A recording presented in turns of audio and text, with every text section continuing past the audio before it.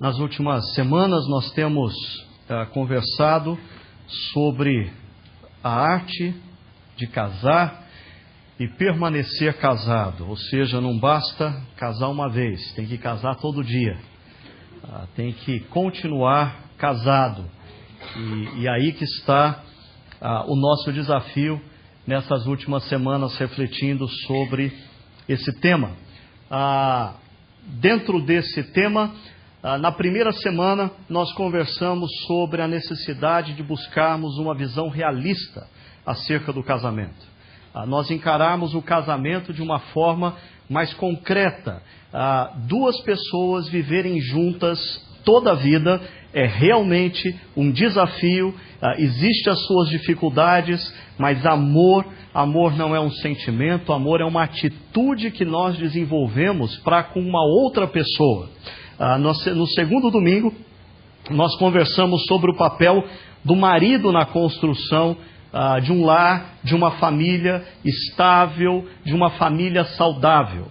E aí eu conversei com os homens aqui presentes, dizendo da necessidade de nós resgatarmos o princípio bíblico da liderança do homem no lar. O homem precisa retomar a liderança das famílias, mas não uma liderança como um ditador, uma liderança como a liderança de Jesus. O homem deve amar a sua esposa como Cristo amou a igreja. E domingo passado nós conversamos um pouco sobre o papel da esposa. E foi muito interessante porque eu recebi dois tipos de reclamação. Um deles foi de alguns homens. Alguns homens estão achando que eu estou muito do lado das mulheres, estou sendo parcial e que eu peguei leve demais com elas. Por outro lado, eu peguei durante a semana algumas mulheres meio indignadas. Logo segunda-feira tinha uma que dizia: você não precisava ficar repetindo tantas vezes que eu tenho que respeitar o meu marido. Quando você disse a primeira vez eu já sabia. Agora você ficou 30 minutos falando que você tem que respeitar, você tem que respeitar. Não é bem assim. Veja só, para aquelas que não estiveram aqui, nós só conversamos domingo passado, primeiramente, dizendo que as mulheres são essencialmente iguais, funcionalmente diferentes. Não, elas não são essencialmente funcionais, homens. Elas são essencialmente iguais, funcionalmente diferentes. A Bíblia nos fala de uma sujeição, não unilateral, mas uma sujeição mútua, mas em diferentes formatos. Enquanto mulheres precisam ser amadas, homens precisam ser respeitados. Homens se submetem às suas esposas, amando e amando. Mulheres se submetem aos seus maridos, respeitando, construindo dignidade na vida do seu marido. Agora, nós terminamos falando sobre Provérbios e mostrando dois tipos de mulheres em Provérbio. Mulheres coroa do marido, ou coroas do marido, mulheres câncer nos ossos. Mulher coroa do marido ou câncer dos ossos. Você já chegou à conclusão de que tipo você é? Só homens, muito cuidado com essa terminologia, porque teve um que domingo à noite levou um soco na cara. Ele veio sozinho, a esposa ficou em casa, não veio com ele. Foi o primeiro erro dele, deixar a esposa em casa naquele domingo. Não podia ter deixado acontecer isso. Aí ele voltou para casa e quando ele chegou, a esposa estava assistindo Fantástico, uma reportagem lá sobre a crise da terceira idade, os dilemas da terceira idade. E ele pensou em uma forma muito carinhosa de mostrar para a esposa que ele estava querendo praticar a mensagem. E aí ele chegou por detrás dela e sussurrou no ouvido dela: minha coroa. O outro casal, após a última reunião de domingo, eles voltavam para casa conversando sobre a palestra. E de repente a esposa resolveu ir direto ao assunto e disse: querido, eu preciso saber, por favor, diga com toda sinceridade, eu sou câncer nos seus ossos? O marido, muito carinhoso, respondeu: não, minha querida, câncer, você não é. Eu diria que você é uma espécie de artrite, reumatismo, Alguma coisa nesse nível, né? Então, cuidado com essas terminologias. Provérbios usa a expressão coroa do marido, porque a mulher sábia, ela exalta o seu marido. A mulher sábia resulta na honra do marido. Diz aí na nossa sociedade que por detrás de um grande homem sempre existe uma grande mulher. Eu diria que Provérbios diz, do lado de um grande homem sempre existe uma grande mulher. A mulher que sabe honrar e respeitar o seu marido, ela gera essa honra e respeito na vida dos seus filhos e na vida da própria sociedade. Hoje eu queria conversar um pouquinho com vocês sobre a construção de uma família e o mercado de trabalho. É mais um domingo que eu estou me arriscando ao abrir a Bíblia e estudar com vocês o que a Bíblia diz acerca das nossas vidas. Eu sei que o que eu vou dizer aqui é contra a cultura. Eu vou dizer algumas coisas aqui que talvez alguns de vocês mais jovens sempre ouviram o contrário. E toda a cultura, todos os valores e princípios em torno da nossa sociedade pressiona você para assumir uma caminhada contrária do que eu vou dizer. Agora, é importante você perceber que tudo que eu vou dizer nesta noite e talvez nas próximas noites, você precisa ver através desse gráfico. Nesse gráfico você encontra na primeira coluna o que eu chamo de sabedoria secular. Eu não sei se é sabedoria de fato, mas é a sabedoria do século, é a sabedoria da sociedade, é a sabedoria que reina na mídia, que reina nas nossas empresas, que reina nas universidades. A segunda coluna é a sabedoria bíblica. É aquilo que a Bíblia diz que você deve fazer, como você deve pensar, como você deve agir. Dentro de cada uma dessas colunas, eu queria mostrar para vocês qual é o ser mais importante dentro de cada uma dessas sabedorias. Quem são os seres humanos dentro dessas sabedorias? Qual é o propósito final da vida? O que é liberdade? Qual é o centro da vida? E as demais áreas da vida, como se relaciona com o centro da vida? Quando você pega a sabedoria secular, o ser mais importante do universo é o próprio ser humano. O ser humano é a medida de todas as coisas. É ele quem determina o que é certo, o que é errado.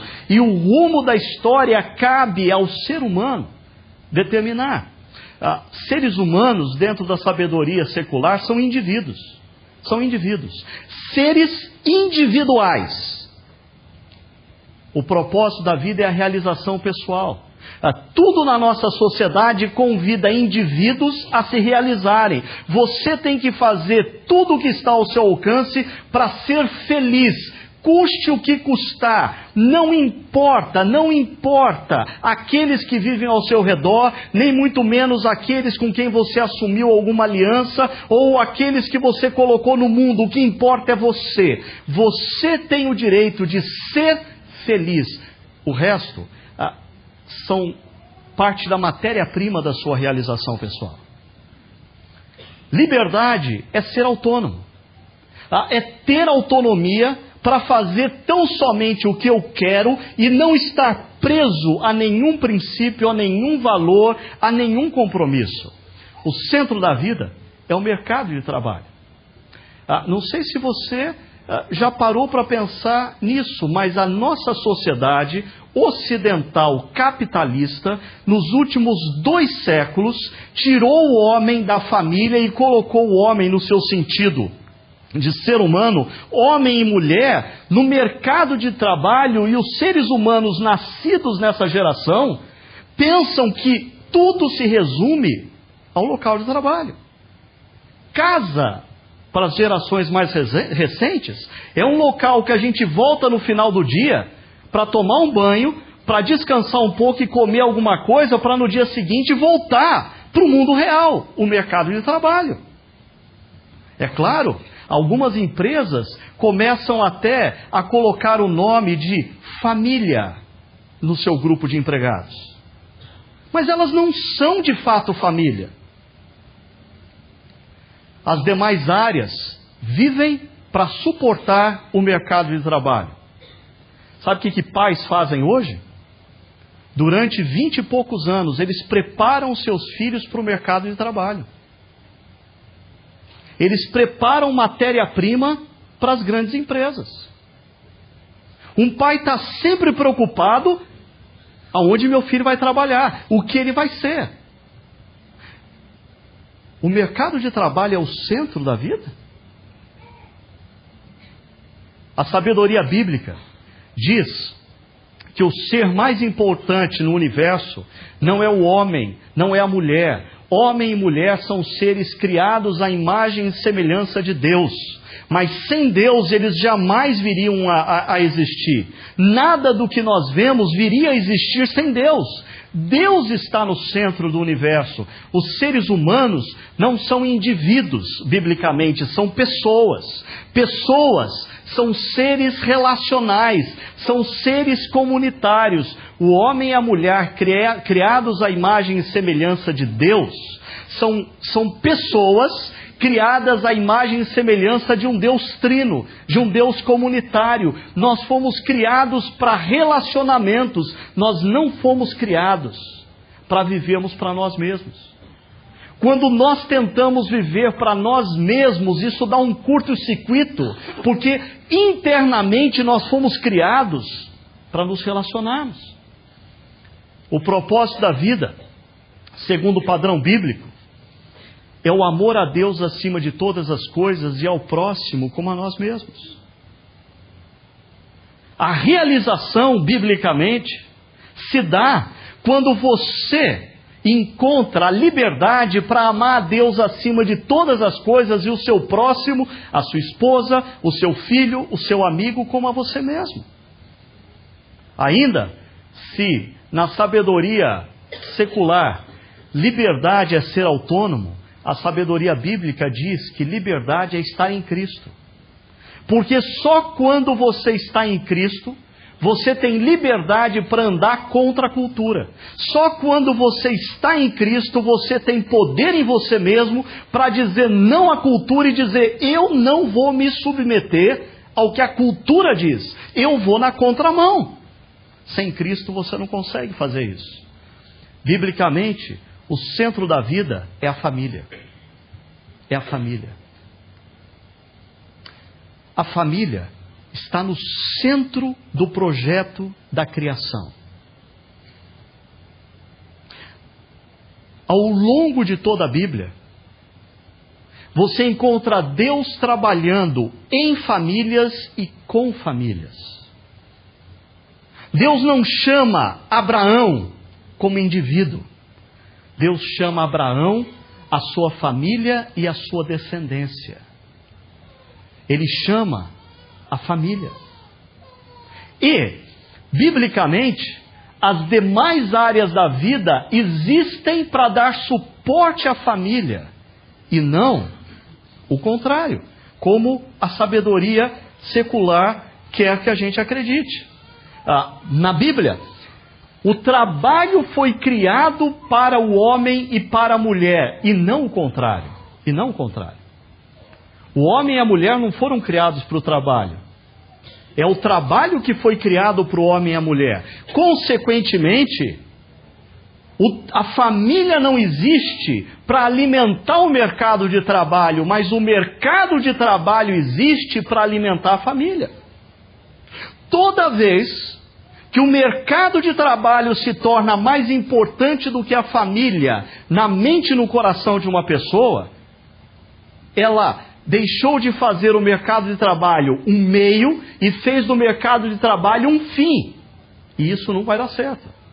Porque o mercado de trabalho é um meio para você suportar o projeto central que é a família, e não o contrário.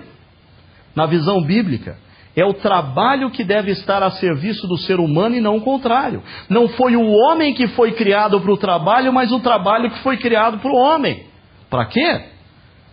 Para que o homem, através do trabalho, desenvolva toda a criatividade de seres criados à imagem e semelhança de Deus, para que ele possa exercer essa criatividade para a honra e para a glória de Deus e para que ele possa gerar sustento para a sua família. Biblicamente, homens e mulheres trabalham a partir da família e trabalham para a família. Eu vou chegar lá, mas uma pessoa me escreveu um e-mail umas 2 semanas atrás, dizendo: olha, Ricardo, você passou rapidamente na questão lá do homem a ser o responsável pelo trabalho, porque a maldição do suor do rosto veio sobre o homem, a maldição da mulher são as dores da maternidade. Mas em Provérbios 31, a mulher, ela sai para trabalhar, sai. Mas é interessante como em Provérbios 31, a mulher trabalha a partir do lar e para o lar. O projeto central é o lar. Detalhe, o homem também deveria ser assim. Todo trabalho deveria partir do lar e visar o lar, e não o contrário. Deixa eu mostrar para vocês a falácia da sabedoria secular, primeiramente para os homens. Como que eu vou mostrar isso? Eu preciso ir para a literatura secular. Um levantamento realizado pelo jornal A Folha de São Paulo, com 75 executivos de grandes empresas, aponta o seguinte entre eles. Primeiro, 81% deles se dizem satisfeitos ou plenamente satisfeitos em relação à profissão que eles ocupam. 92% estão contentes com o trabalho. 84% vislumbram ascensão profissional, e isso os deixa empolgados. Mas detalhe, apesar de todo esse contentamento, quando o campo da pesquisa é a profissão, quando as perguntas se direcionam à vida pessoal e à família desses executivos, 43% não se sentem satisfeitos com o equilíbrio entre trabalho, família e outras áreas da vida. Em outras palavras, quase que a metade deles são bem-sucedidos profissionalmente, mas são infelizes porque as suas famílias ou a vida pessoal não está em ordem. Quem sabe a outra metade nem considera mais a família porque é solteiro ou divorciado. Deixa eu chamar 2 testemunhas do meio corporativo para depor ao meu favor hoje. Primeiro é Robert Wong.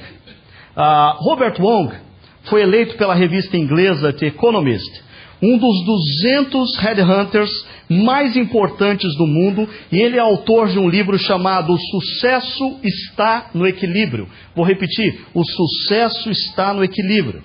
Nesse livro, ele defende, veja só, a incapacidade da carreira profissional promover qualquer tipo de felicidade consistente.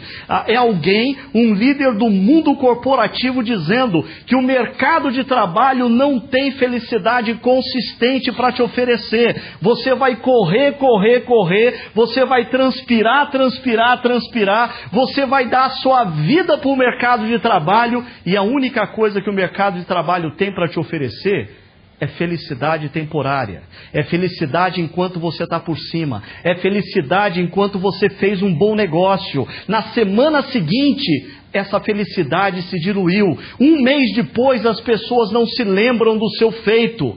Anos mais tarde, nem se lembram do seu nome. No seu livro, O Sucesso Está no Equilíbrio, ele propõe a necessidade de se conciliar, atenção, a vida profissional com a pessoal e a espiritual, para se atingir a felicidade.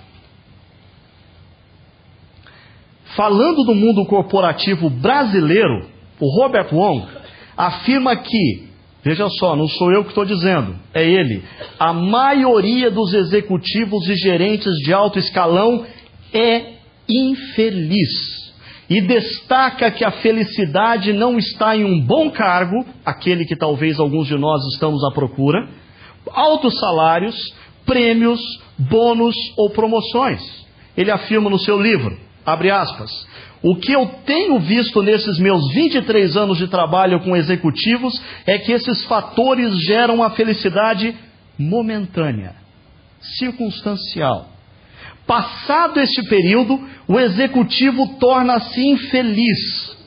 Poucos têm a verdadeira felicidade. E aí, observação minha, aonde será que o próprio Robert Wong pode encontrar o que ele chama de verdadeira felicidade? A verdadeira felicidade, completa ele, que independe de fatores externos. Deixa eu chamar minha segunda testemunha. Stephen Kanitz. Ele escreveu um artigo na revista Veja, do dia 20 de fevereiro de 2002, intitulado Família em Primeiro Lugar. Deixa eu ler para você só um pedaço desse artigo. Ele diz assim: há 20 anos presenciei uma cena que modificou radicalmente minha vida. Foi num almoço com um empresário respeitado e bem mais velho que eu. Ele era um dos poucos engajados no social, embora fosse pessoalmente workaholic. O encontro foi na própria empresa. Ele não tinha tempo para almoçar com a família em casa, nem com os amigos no restaurante. Os amigos tinham que ir até ele. Ele se confundia com a empresa. Seus olhos estavam estranhos. Achei até que vi uma lágrima no olho esquerdo. Bobagem minha, pensei. Homens não choram, especialmente na frente de outros. Mas durante a sobremesa, ele começou a chorar copiosamente. Fiquei imaginando o que eu poderia ter dito de errado. Supus que ele tivesse lembrado dos impostos pagos no dia, impostos que ele sabia que nunca seriam usados para o social. Mas aí, esse empresário rompeu o choro dizendo: minha filha vai se casar amanhã. E só agora caiu a ficha. Eu fui um tremendo de um workaholic e agora percebo que mal a conheci. Conheço tudo sobre meu negócio, mas mal conheço minha própria filha. Dediquei todo o tempo à minha empresa e me esqueci de me dedicar à família. Kanitz volta dizendo: voltei para casa arrasado. Por meses eu me lembrava dessa cena patética e sonhava com ela. Prometi a mim mesmo e a minha esposa que nunca aceitaria seguir uma carreira assim. Ele completa o artigo dele dizendo assim: colocar a família em primeiro lugar tem um custo com o qual nem todos podem arcar. Que custo é esse? Implica em menos dinheiro, fama e projeção social. Menos dinheiro, menos fama, menos projeção social. Muitos de seus amigos poderão ficar ricos, mais famosos que você, e um dia olhá-lo com desdém. Nessas horas, o consolo é lembrar um velho ditado que define bem por que priorizar a família. Vale a pena? Diz o ditado: nenhum sucesso na vida compensa um fracasso no lar. Qual o verdadeiro sucesso de ter um filho drogado por falta de atenção, carinho e tempo para ouvi-lo no dia a dia? De que adianta fazer uma fortuna para ter de dividir pela metade num ruidoso divórcio e pagar pensão à ex-esposa para o resto da vida? De que adianta ser um executivo bem-sucedido e depois chorar sobre a sobremesa, porque não conheceu sequer a própria filha? Parece que no mundo corporativo, pessoas dizem constantemente que o mercado de trabalho não pode nos oferecer o que tantos de nós estamos à procura. O que fica mais complicado é que quando a gente pensa no que aconteceu nos últimos anos ou décadas, as mulheres foram seduzidas também por essa falácia. Deixa eu citar aqui alguns nomes. Saiu uma reportagem na revista Veja, uma Veja especial Mulher de junho agora, de 2006, onde essa Maureen Dowd, autora do livro Os Homens São Necessários? Quando os Sexos Colidem. Ela aponta para o fato de que uma outra feminista dos anos 60, Gloria Steinem, queria que as mulheres deixassem de ser esse robô responsável pelas tarefas domésticas e para a educação de criança. Liberdade, mulheres! Nós precisamos de liberdade. Como nós vamos alcançar a liberdade? Entrando no mercado de trabalho. O mercado de trabalho vai nos dar a liberdade que nós tanto sonhamos. Paralelamente a Gloria Steinem, uma outra ativista do movimento feminista, Simone de Beauvoir, ela dizia que, veja só, a mulher tinha que se libertar economicamente e filhos eram um entrave, uma pedra no caminho, uma responsabilidade que não dava para assumir sem abrir mão de suas conquistas urgentes. A partir de pensamentos dessas feministas e de outras, começaram então a pipocar programas de TV, revistas, trabalhos acadêmicos, repensando o tal papel da mulher. E a grande questão era a liberdade, ou seja, a independência, a autonomia. Essa era a grande promessa às mulheres que ingressassem no mercado de trabalho. Bom, seria interessante a gente parar só um pouquinho aqui para pensar nesse conceito autonomia, independência. Independência é bom? É bom ser autônomo? Eu queria lembrar vocês que independência foi a promessa de Lúcifer para a primeira mulher. Lúcifer disse: se você comer daquele fruto, você vai ser como Deus. E aí você não vai mais precisar de Deus. Foi assim que o primeiro homem e a primeira mulher geraram toda essa complexidade que nós vivemos hoje. A proposta era independência. Essa promessa de autonomia é sedutora desde o princípio e continua inserida em muitas das propostas culturais que nos cercam. Em nossa cultura, independência tem uma boa conotação. Autonomia é uma virtude.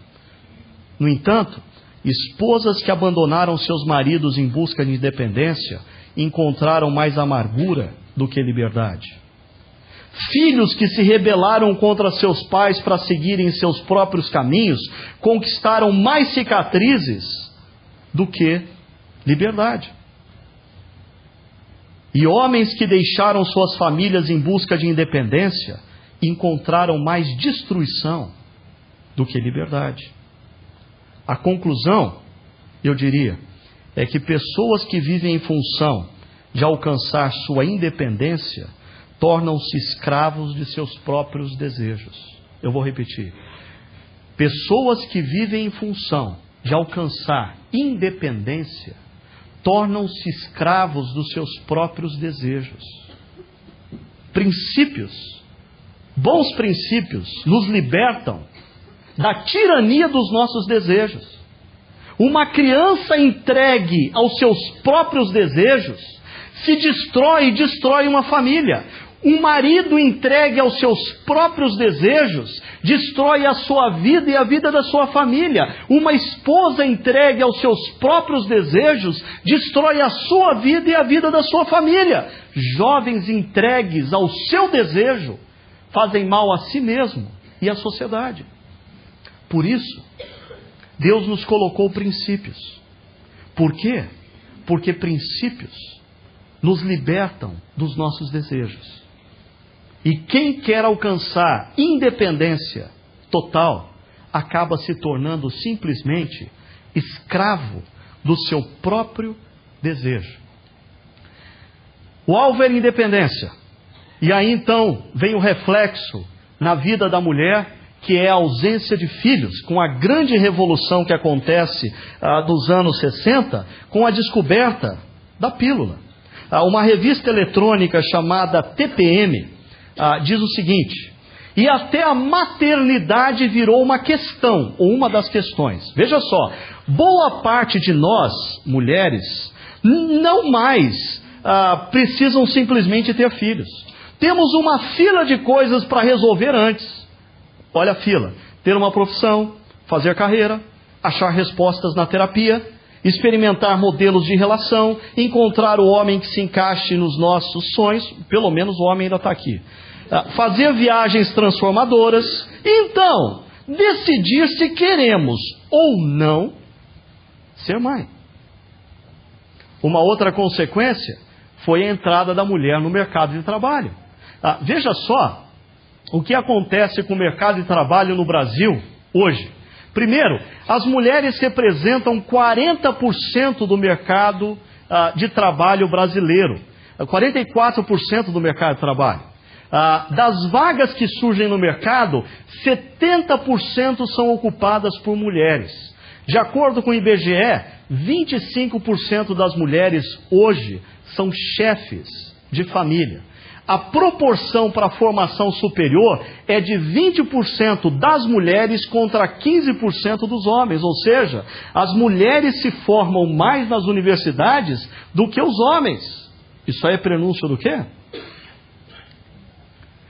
50,2% das mulheres brasileiras estão no mercado de trabalho. 50% das mulheres. Veja só como a diferença é pouca. Porque se as mulheres entraram para valer no mercado de trabalho nos últimos 30 anos, os homens que estão nesse mercado já há séculos correspondem apenas a 74,5% dos homens estão no mercado de trabalho e 50% das mulheres estão no mercado de trabalho. Como consequência, veja o que acontece de 1990 para 2002. Advogados em 90, 33% eram mulheres. 2002, 44%. Tem 4 anos aí para elas terem passado na frente já. Médicos, 32% eram mulheres. Em 2002, 40%. Engenheiros, 11% eram mulheres. Os engenheiros ainda estão numa situação confortável, né? 14% são mulheres. Arquitetos, 48% eram mulheres, agora 56%. Juízes, e a gente tem juízes aqui na nossa igreja também, 20% eram mulheres, agora 30% são mulheres. O problema é apontado por Eduardo Gianetti no seu livro Felicidade. Após uma entrevista com 3.000 mulheres, a conclusão dessas mulheres é a seguinte: 93% delas acreditam que sua condição de vida material é melhor do que a da sua mãe ou da sua avó. Em outras palavras, elas cresceram financeiramente, elas cresceram materialmente, elas têm mais condições hoje de adquirir o que elas bem entendem e o que elas querem. Mas interessante, 54% delas consideram que suas mães e avós eram mais felizes do que elas são. Por alguma razão, e esse livro do Eduardo Gianetti toca nesse ponto constantemente,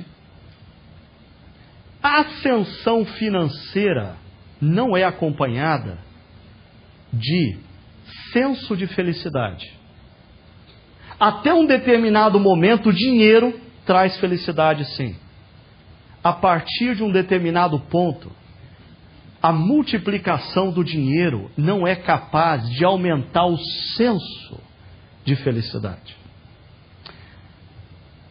Eu termino essa primeira parte da nossa palestra dizendo: o mercado de trabalho nos promete realização, mas entre homens e mulheres, os testemunhos seculares, eu não falei nada de Bíblia até agora, eu estou simplesmente mostrando a cultura que te envolve, a cultura que cerca a tua empresa, a tua universidade.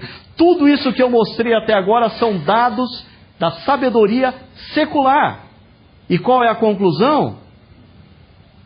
A sua carreira profissional não é capaz de te dar a satisfação ou a realização que ela promete que vai te dar. Então, se você quiser, a gente pode conversar um pouquinho sobre a sabedoria bíblica. E o Salmo 128, para mim, é um bom retrato do que a Bíblia tem a dizer acerca de realização pessoal, família e mercado de trabalho. O Salmo 128 diz assim: como é feliz quem teme o Senhor, quem anda em seus caminhos. Você comerá do fruto do seu trabalho e será feliz e próspero. Sua mulher será como videira frutífera em sua casa. Seus filhos serão como brotos de oliveira ao redor da sua mesa. Assim será abençoado o homem que teme o Senhor. Que o Senhor o abençoe desde Sião, para que você veja a prosperidade de Jerusalém todos os dias da sua vida. E veja os filhos dos seus filhos. Haja paz em Israel. Esse salmo, junto com os salmos que o antecedem e também alguns seguintes, eles eram cantados pelos peregrinos que desciam anualmente até a cidade de Jerusalém em algumas ocasiões especiais. E eu queria destacar para vocês algumas das ideias desse salmo. A primeira delas é a seguinte: a felicidade não se encontra nem no mercado de trabalho, nem no casamento. Se você estava esperando que eu ia dizer, que eu ia meter a lenha no mercado de trabalho para dizer você tem que se entregar ao casamento porque só o casamento vai fazer de você feliz, desculpa te decepcionar. O Salmo 128 diz que nem o mercado de trabalho, nem o casamento pode fazer de você uma pessoa realizada, uma pessoa feliz. Veja só, o verso 1 do Salmo 128 diz: como é feliz quem teme o Senhor. Como é feliz quem reverencia a Deus. Como é feliz quem escuta os princípios de Deus e diz: eu vou respeitar esses princípios porque esses princípios de Deus são princípios de vida. Deus não me deu esses princípios para tirar o meu prazer. Deus me deu esses princípios para eu ter liberdade de lutar contra a cultura.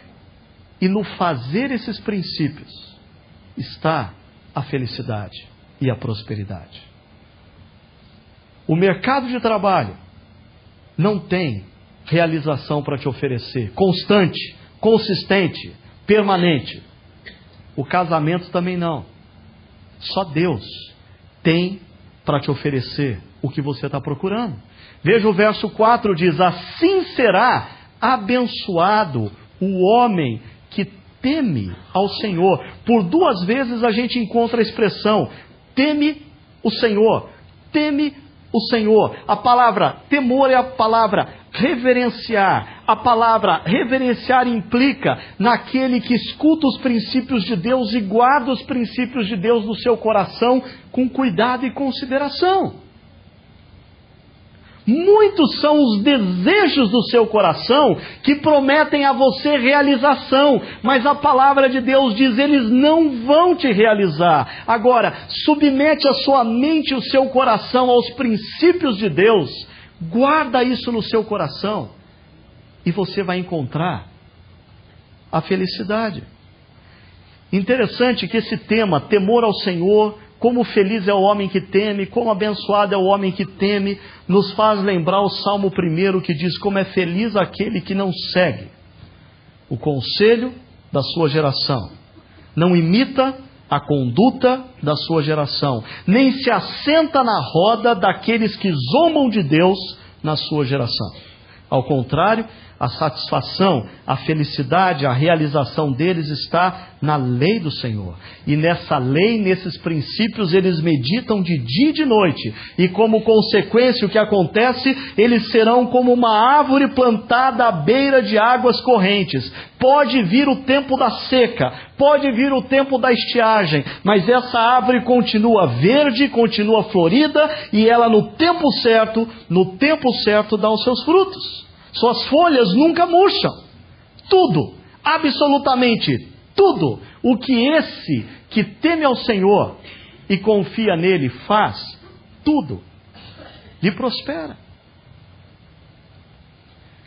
O autor de Eclesiastes parece que tinha consciência de que o mercado de trabalho não podia dar a ele a realização.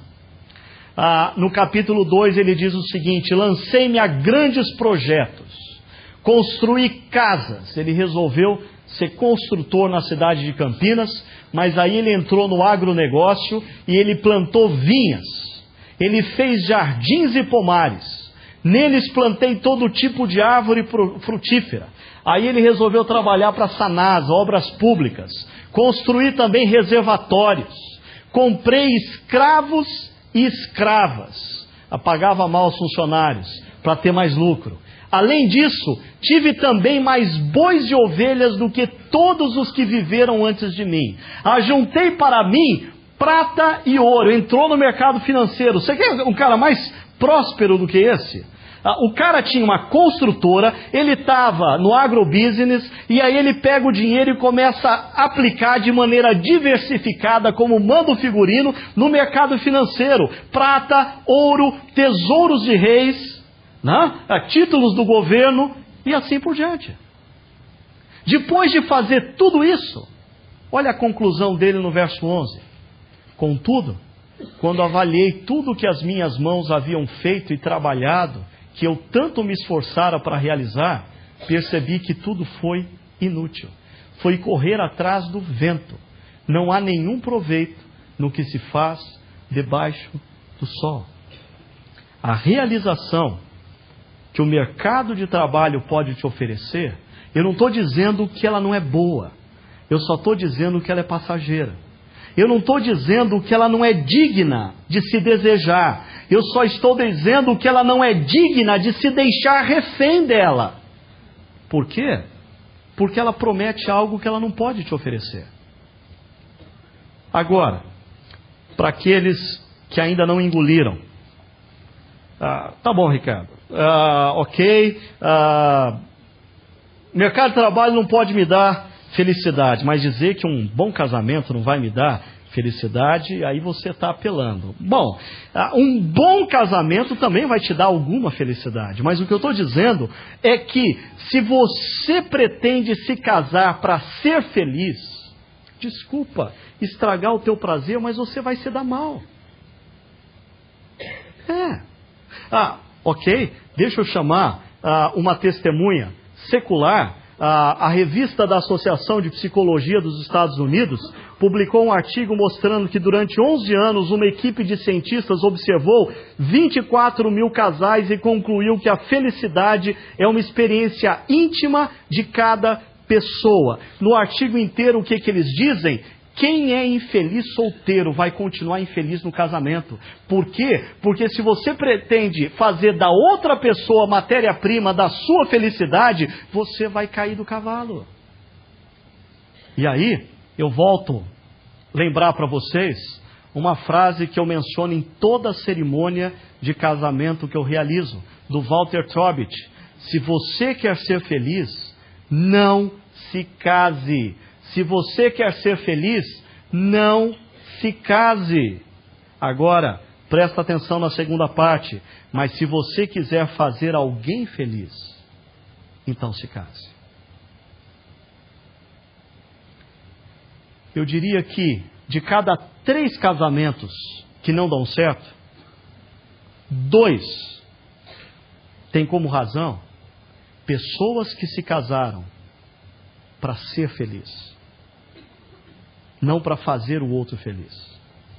Elas tinham um buraco existencial, e ao invés de resolver primeiro esse buraco existencial, e lembre-se que só Deus pode suprir essa lacuna existencial que tem dentro da gente, e essa pessoa resolve trocar a dor da solidão pela dor de um mau casamento. E a dor de um mau casamento, ela é imensamente pior do que a dor da solidão. Por isso, o casamento não pode nos fazer feliz. A única coisa que pode nos fazer feliz, segundo o Salmo 128, é o temor, é a reverência, é seguir os princípios de Deus. A segunda coisa que o Salmo 128 nos diz é que o trabalho é uma fonte de sustento para a vida, mas detalhe, não a própria vida. Não confunda a fonte de sustento para a vida com a vida. O trabalho não é a vida, o trabalho é fonte de sustento para a vida. Veja só, verso 2 diz: você comerá do fruto do seu trabalho e será feliz e próspero. É claro, A gente não pode menosprezar o fato de que aqui no Salmo 128 também existe espaço para realização. Você será feliz e próspero. Mas lembre-se, a felicidade e a prosperidade não é originária do trabalho. É do verso 1, é do Senhor. É do Senhor. O trabalho é fonte de sustento, mas não é a própria vida. A felicidade e a prosperidade descritas nesse verso, no verso 2, não são provenientes do mercado de trabalho em si, mas da relação de intimidade e reverência para com Deus. Além disso, já eu vou mostrar para vocês, mas o verso 3, ele acrescenta ao trabalho, verso 3a, a esposa, verso 3b, filhos. Nesse sentido, a tese levantada por Robert Wong, de que o sucesso está no equilíbrio, já era pregada pela Bíblia pelo menos 3.000 anos atrás. A felicidade está em um homem trabalhar e usufruir do trabalho para o sustento da sua vida. Ter uma esposa para dedicar o seu amor, ou ter um marido para dedicar a sua honra, e ter filhos que funcionam como... Deixa eu mostrar para vocês já. A felicidade e a prosperidade de uma pessoa passa pela experiência única de gerar vidas e influenciá-las decisivamente. Sim, as feministas da década de 60 diziam: filhos é um estorvo, filhos é um empecilho, filhos vai te podar, filhos vai arrancar de você a liberdade. A cultura e a sabedoria bíblica diz: filhos são herança do Senhor, filhos vão ajudar você a crescer rumo à maturidade. Veja só o que diz o verso 3: sua mulher será como videira frutífera em sua casa, seus filhos serão como brotos de oliveira ao redor da mesa. Videira frutífera. O que a gente faz a partir da videira? Não o que a videira faz uva. Mas o que a gente faz a partir da videira? Vinho. O vinho, na antiguidade, é sinônimo do prazer e da alegria. A esposa, para a vida de um homem, é fonte de prazer e alegria.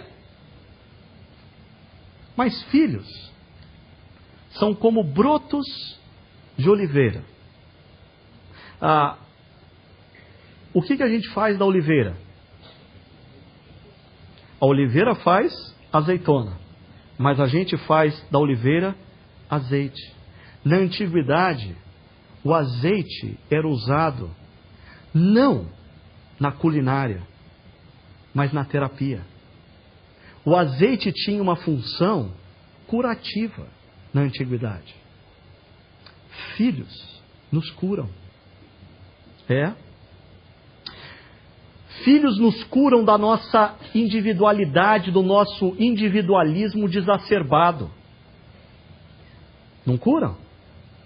Todo mundo aqui que frequenta a comunidade conhece a minha tese do pudim.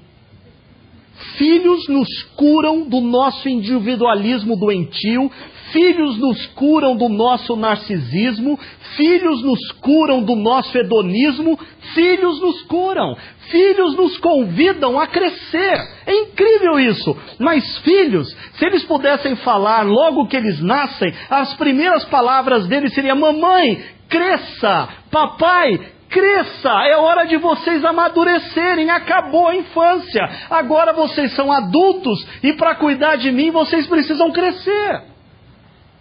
Não é verdade? Filhos nos curam dessa síndrome de Peter Pan, dessa adultescência.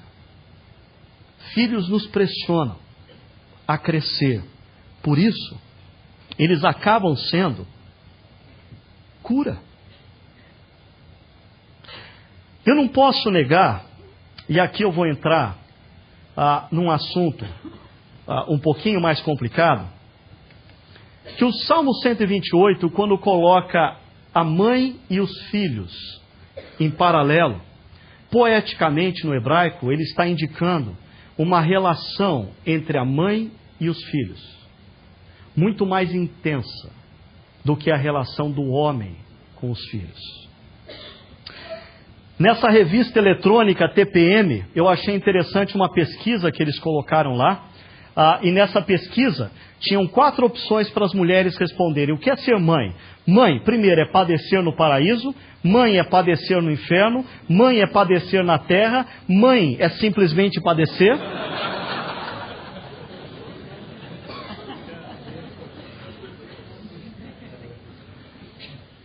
Isso diz alguma coisa para você acerca da cultura que nos cerca?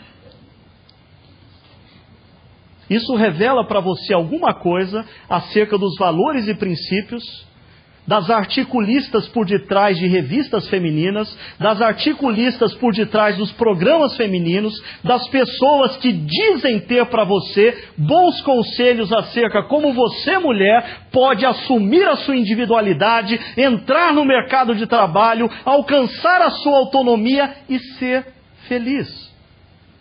Se os homens erraram, as mulheres invejaram os homens no seu erro, no que existe de pior, e abandonaram uma das coisas mais ricas que Deus proporcionou a elas, que é a relação com os filhos. Fatores naturais mostram que uma criança necessita, nos primeiros anos de vida, muito mais da mãe do que do pai. Eu sempre digo para jovens que vão casar, para o rapaz, meu filho, desculpa, mas na cerimônia de casamento você vai ser mero coadjuvante. Você só vai aparecer se você entrar de terno vermelho, porque é a noiva que está no centro da festa. Todo mundo quer ver a noiva. Eu nunca vejo as mulheres, ai, que noivo bonito, você viu o terno do noivo? Não, está todo mundo olhando para a noiva. Nos primeiros anos de vida de uma criança, o pai pensa que é importante. Engana que eu gosto. O que a criança precisa, essencialmente, é de uma relação com a mãe. Primeiro, porque uma vez que o vínculo que essa criança criou com a mãe já no ventre, a mãe é o único elo dessa criança com o mundo exterior. E quando essa criança vem ao mundo exterior, ela continua olhando para a mãe como vínculo com o mundo exterior. A fonte de alimentação de uma criança é sua mãe. Por mais que eu tentei ajudar a Sônia durante o tempo que as crianças eram bebês, eu não tinha um negócio que as crianças queriam tanto. Eu podia levantar, pegar a criança e trazer para a Sônia, mas o que elas queriam era a Sônia. Jacques Lacan também nos fala da importância do olhar da mãe para a criança. Crianças que têm contato visual com os olhos da mãe possuem profundas transformações interiores no seu senso de segurança, de amor e confiança para com o mundo. A amamentação, ela não é importante tão somente pelos aspectos físicos de uma criança, mas também emocionais. Porque na amamentação a criança sente o corpo da mãe e enxerga os olhos da mãe. Aqui, 3 verdades bíblicas sobre essa questão. A primeira delas é: a Bíblia não é contra a mulher exercer uma profissão. Eu vou passar rapidamente nisso, mas depois você dá uma olhada lá em Provérbios 31. Em Provérbios 31, essa mulher que é mãe, que é esposa, ela é também microempresária, tem um talento tremendo para as coisas profissionais. Ainda, a profissão exercida pela mulher, assim como pelo marido, contribui para a construção do lar.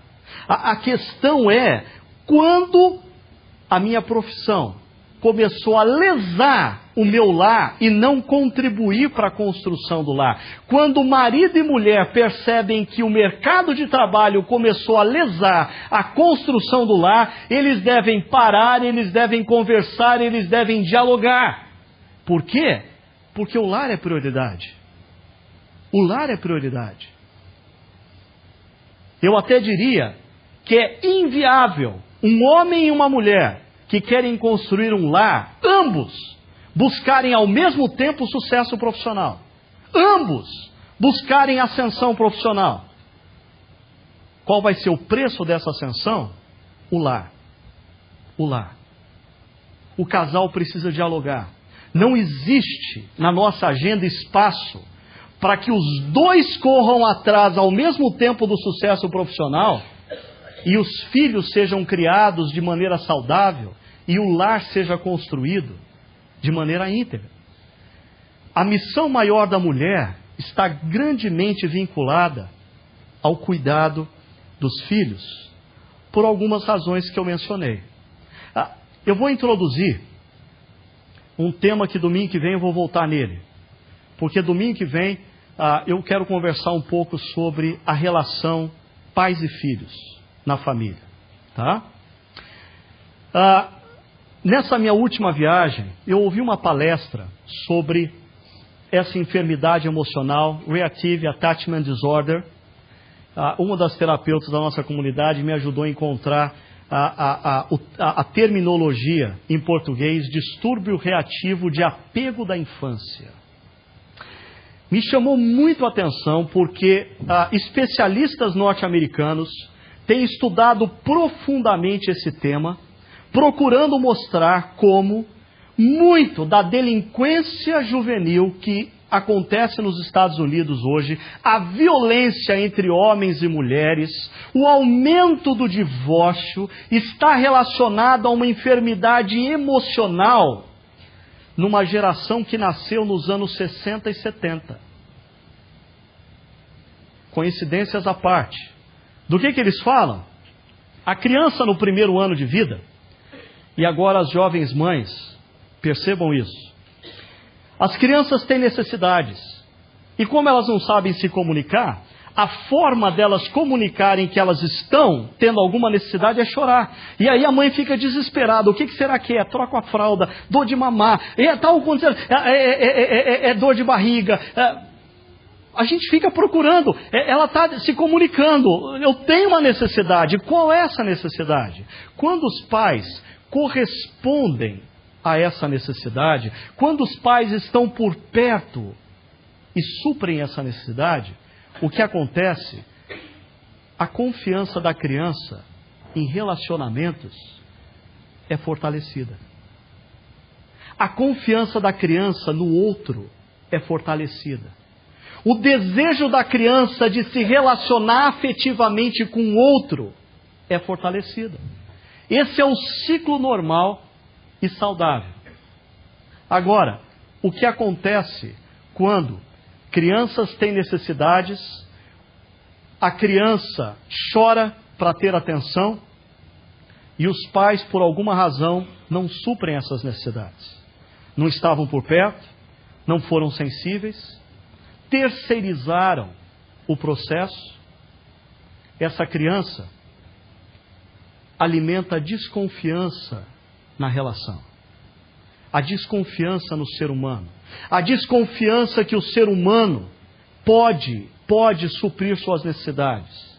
A criança cria mecanismos para absorver a dor que está sentindo e passa a ser insensível inicialmente à sua dor, para futuramente ser uma criança que não tem qualquer sensibilidade para com a dor do outro. Quando fala agredindo o pai ou a mãe, ou quando pega um revólver e mata uma outra pessoa. Não existe remorso. Por quê? Porque um mecanismo de defesa em relação à dor foi criado. Esse é o ciclo anormal. O ciclo doentio. Agora, Muito cuidado, senhores pais e mães, jovens, né? Mas domingo que vem a gente volta nisso. No segundo ano da criança, a criança não tem só necessidades, mas ela tem vontades também. E aí, ela chora, e os pais suprem necessidades e colocam limites à vontade. A criança começa a adquirir confiança no outro, não apenas porque ele supre as suas necessidades, mas porque ele estabelece limites, disciplina nas suas vontades. Deus disciplina o filho a quem ele ama. Crianças que são disciplinadas se sentem amadas. Aí, a criança responde aos limites aceitando, testando ou confrontando os pais. O resultado, os pais devem responder de forma apropriada. Se ela respondeu bem, elogiando. Se ela confrontou, fortalecendo, acolhendo essa criança. Esse é o ciclo normal e saudável. Agora, quando acontece o ciclo anormal, veja algumas consequências. Incapacidade de confiar em pessoas, incapacidade de submeter-se. Não é para menos que algumas professoras dizem que não conseguem mais dar aula, seja em escola pública, seja em escola privada, seja na igreja. Incapacidade de desenvolver relacionamentos afetivos. E aí eu começo a entender o crescente número de divórcios. Insensibilidade para com a dor dos outros em palavras e atitudes, e aí eu começo a entender o aumento da violência. Eu começo a entender como uma filha é capaz de entregar os próprios pais à morte nas mãos do namorado e do irmão dele. Personalidade altamente manipulativa e controladora, porque já que as pessoas não suprem a minha necessidade, eu tenho que depender só de mim. E a criança, o adolescente, o adulto se tornam altamente manipulativos e controlador. Ausência da afeição pelos pais, especialmente pela mãe. Possíveis causas: não necessariamente o erro dos pais. Um nascimento prematuro, álcool, drogas durante a gestação, gravidez indesejada, separação precoce da mãe, depressão pós-parto da mãe, abuso ou trauma na infância, múltiplos responsáveis, essa coisa da terceirização, a criança não saber qual é o olho para quem, aonde ela tem que focar, quem é a pessoa que vai me dar o norte de segurança afetiva, hospitalização ou procedimentos médicos dolorosos, porque de repente a criança está com um problema, os pais levam para o hospital, ela é submetida a algum método invasivo, doloroso, e qual que é a resposta dessa criança? Olha o que os meus pais fizeram comigo, eles me geraram dor. Necessidades não compreendidas ou supridas. A gente volta na questão das crianças na próxima semana. Agora, concluindo, duas coisas precisam ser consideradas. Nessa área, mulheres, se o Salmo 128 diz que a mulher, como uma videira frutífera, é uma bênção de Deus, e os filhos, como brotos de uma oliveira, é bênção de Deus, e a nossa cultura coloca uma pressão sobre você entre o mercado de trabalho e a maternidade, eu queria lembrar você, por exemplo, de Eclesiastes 3, há tempo para tudo debaixo dos céus. Há tempo para tudo. Seja sábia. Seja sábia. Eu sou filho coruja. Eu creio que eu tive uma mãe sábia. A minha mãe, ela esperou a minha irmã mais nova completar 7 anos de idade para ir para o mercado de trabalho. Eu me lembro de ver a minha mãe debruçada sobre as apostilas e livros, estudando para um concurso de um banco público, contando com o descrédito das pessoas que diziam para ela, depois de tantos anos fora da escola, você acha que você vai conseguir? Eu vi minha mãe conseguindo, eu vi minha mãe crescendo profissionalmente, eu vi minha mãe se tornando uma excelente gerente de uma instituição financeira. Alguns aqui foram clientes dela. Eu vi minha mãe se aposentando como uma profissional bem-sucedida. Mas eu sei que para minha mãe, hoje, quando ela olha para trás, o momento mais importante da vida dela foram os primeiros 7 anos da vida dos filhos. Deus abençoou. Tudo no seu devido tempo. Tudo no seu devido tempo. Tenha sabedoria e perceba qual é a prioridade no seu tempo. Ser mãe não é um peso, é uma graça. Os filhos são herança do Senhor, uma recompensa que Ele dá. E o Salmo termina dizendo para nós o seguinte: que o Senhor o abençoe e veja os filhos dos seus filhos. Felicidade e prosperidade de uma pessoa está no legado histórico que deixa. Eu achei interessante uma propaganda daquele canal de televisão Sony, se não me engano, que está completando, acho que 10 anos, e eles perguntam para uma criança acerca do legado, e ela não sabe o que é legado. E para mim, aquilo é retrato da nossa cultura, uma cultura que a própria Sony procura multiplicar. Gente sem legado. Gente sem legado. Gente que se agarra em vento, como diz o autor de Eclesiastes.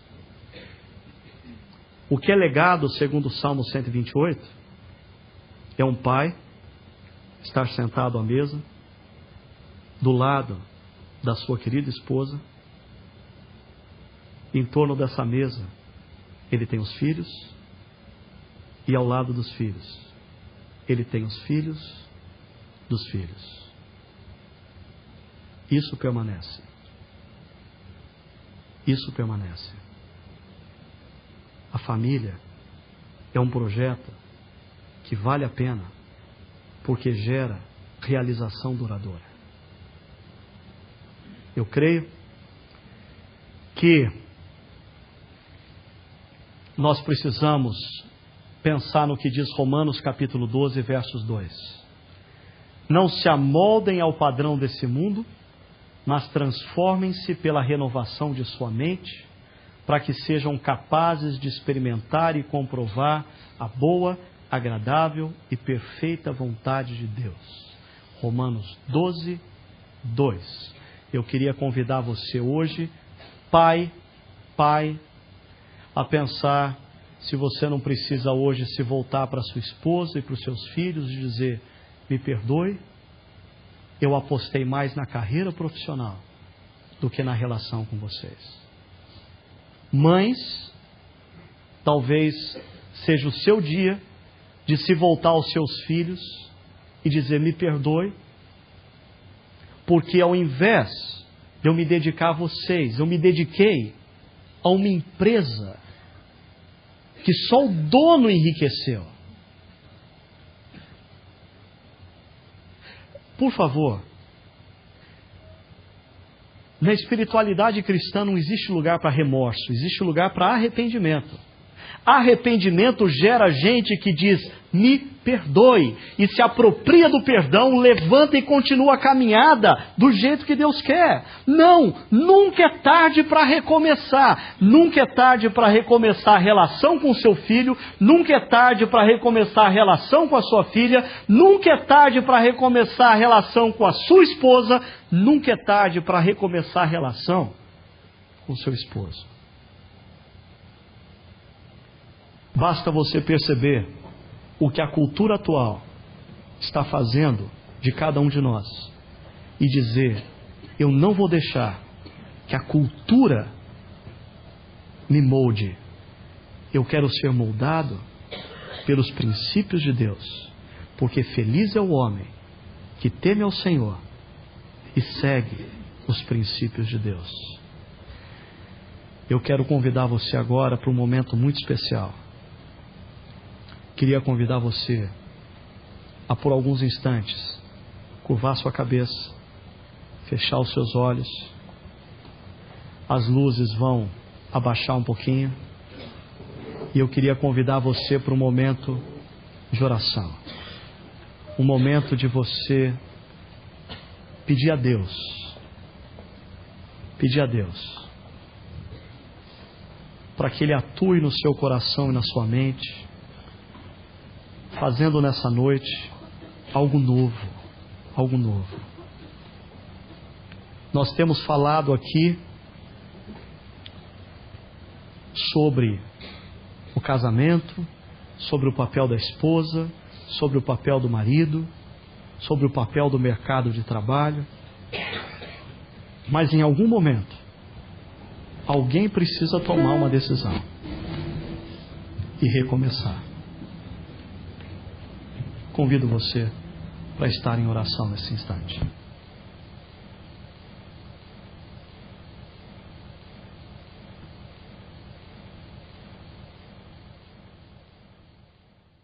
Vamos orar.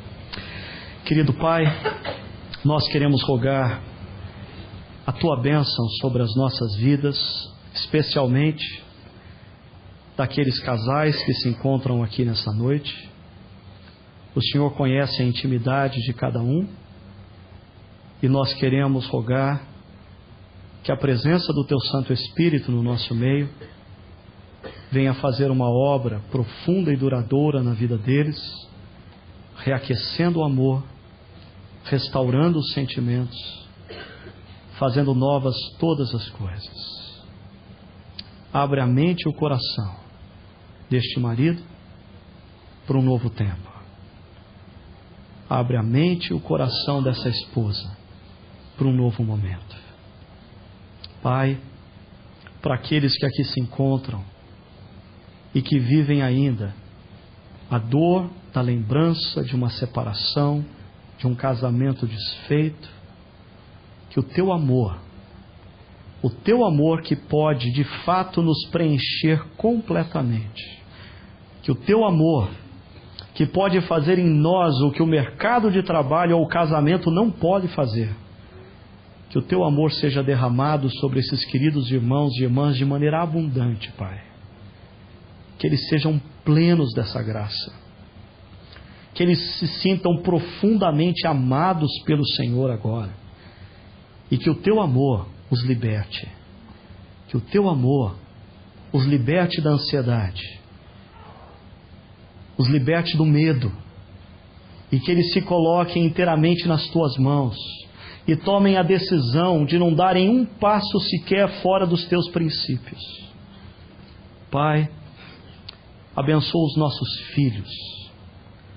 Dá aos nossos filhos a oportunidade de crescerem em lares saudáveis, estáveis, para que eles também possam construir lares da mesma forma. Sustenta, ó Pai, aquelas crianças e adolescentes no nosso meio que tiveram ao longo da vida que experimentar a dor do divórcio dos seus pais. Restaura esse coração. Restaura essa lembrança. Dá a esta criança e esse adolescente com o mesmo poder a consciência do Teu amor por eles. E abençoa-os, ó Pai. E que a graça do nosso Salvador e Senhor Jesus Cristo, o amor de Deus, o nosso eterno Pai, a comunhão e o poder do Santo Espírito de Deus esteja sobre nós ao longo dessa semana e para todo sempre. Amém. Nós ao longo dessa semana e para todo sempre. Amém. Nós ao longo dessa semana e para todo sempre. Amém. Nós ao longo dessa semana e para todo sempre. Amém. Nós ao longo dessa semana e para